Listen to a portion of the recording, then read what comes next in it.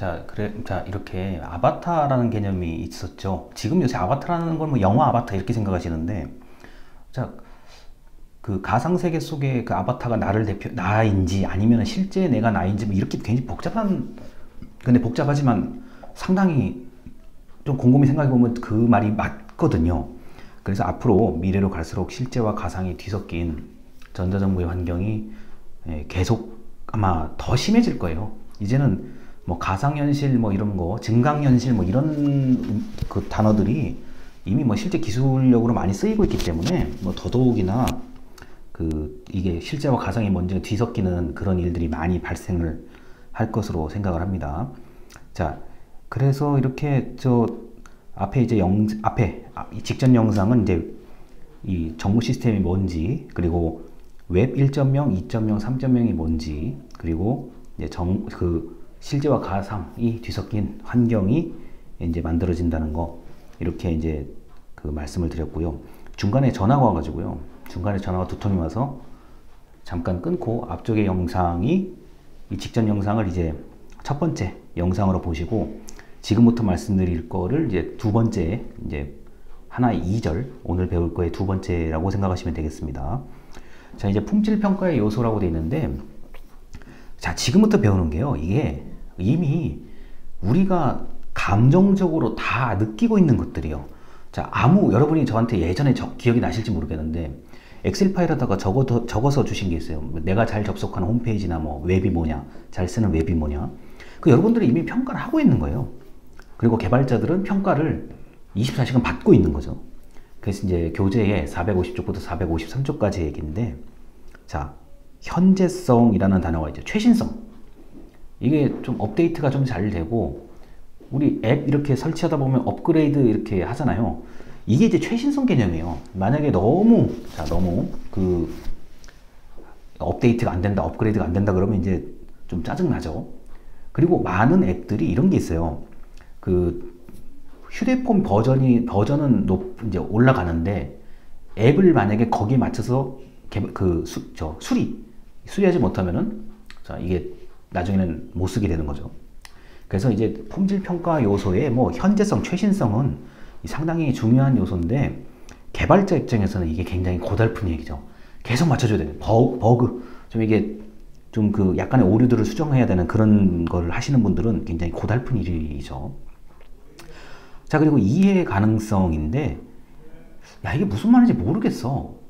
또는 무슨 뜻인지 모르겠어. 홈페이지나 이런 거 그냥 생각하시면 돼요. 이게 어떻게 하라는 거야? 뭘 누르라는 거야? 이런 게 모두 이해 가능성 개념에 속합니다. 자, 어떤 경우는 이런 게 있어요. 이 시스템의 편의성은 다 갖춰져 있는데 거기에 있는 내용이 이해가 안 되는 경우가 있어요. 내용이 이해가 안 되면 정말 답답하죠. 이런 게 이제 이해 가능성. 그리고 글자가 너무 작아도 좀 이제 문제가 되죠. 이런 해석을 필요로 하는 것들이 바로 이해 가능성의 얘기고요. 자, 그 다음에 세 번째가 이제 흥미, 관심. 이건 너무 뻔하죠. 자, 지금 영상을 보고 계시는 분들 중에 분명히 이제 게임 영상 같은 거를 적당히 같이 보시는 분들이 계실 텐데요. 이해가 돼요. 왜냐면은 흥미, 관심의 문제인데요. 뭐 그건 어떻게 해요? 자, 근데 이제 흥미, 관심의 요소가 아예 없는 영상 같은 경우는 뭐 조회수가, 유튜브 기준으로는 조회수가 너무 낮아요. 너무 낮고, 뭐 그래도 만드는 사람 입장에서는 뭐 본인이 만족스럽다고 생각하니까 이제 공개를 하는 건데, 이제 이용자, 고객, 소비자 입장에서는 흥미가 떨어지는데 난 이런 거 관심 없는데 뭐 이렇게 생각할 수도 있는 거죠. 자, 그리고 이제 정부 입장에서 봤을 때는 이게 사람들을 좀 끌어오기 위한 접속량을 늘리기 위해서 많은 일들을 하죠. 뭐 상품을 주기도 하거나 뭐 추첨을 한다고 추첨을 하거나 이런 것들이요. 자, 이런 게 바로 흥미나 관심을 높이는 뭐 방법들이라고 볼 수 있습니다. 이미 너무 잘 알고 있어요. 우리가 너무 잘 알고 있기 때문에 괜히 이걸 얘기를 길게 하면은 더 이상해요. 자, 그다음에 이제 용이성, 쉬운 거죠. 우리가 지금 계속 옛날부터 지금까지 제가 컴퓨터도 조금 해보고 타자기, 제가 어렸을 때요, 6살, 7살 타자기 있었습니다. 이렇게 쳐가지고 옆으로 해서 또 치고 이거 하는 거예요. 자, 타자기보다는 아무래도 키보드가 훨씬 쉬워요. 훨씬 쉽고, 일단 수정 가능성. 틀린 글자 고치면 되니까요. 이게 이제 용이성, 쉽다라는 개념입니다. 자, 그러다가 어느 순간부터 마우스가 좀 중요한 역할을 하기 시작하죠. 마우스요. 마우스가 중요한 역할을 하기 시작하고, 또 때에 따라서는, 자, 조이스틱을 쓰기도 하죠. 제가 어렸을 때는 비행기, 전투기 시뮬레이션 게임 같은 거 할 때는 조이스틱을 하는 게 훨씬 좀 더 쉬워요. 조작하기가. 자, 뭐 여러 가지의 용이성 개념은 엄청나게 중요하죠. 여러분 앱 설치할 때 앱 설치하고 뭐 직관적으로 몇 번 손가락을 몇 번 넘길 수 있는지까지가 이게 용이성인데, 뭐 정부를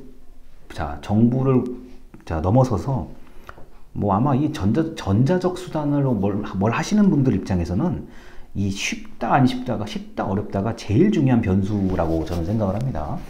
그리고 이제 또 뭐 안정성, 보안.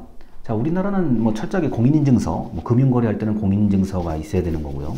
자, 이 안정성 보안 문제는 뭐 대표적인 게 공인인증서, 그 이상의 거를 예를 잘 모르겠어요. 뭐 그리고 저번 영상에 말씀드렸는데 로그인, 로그아웃 하는 거는 정말 그건 개인의 몫입니다.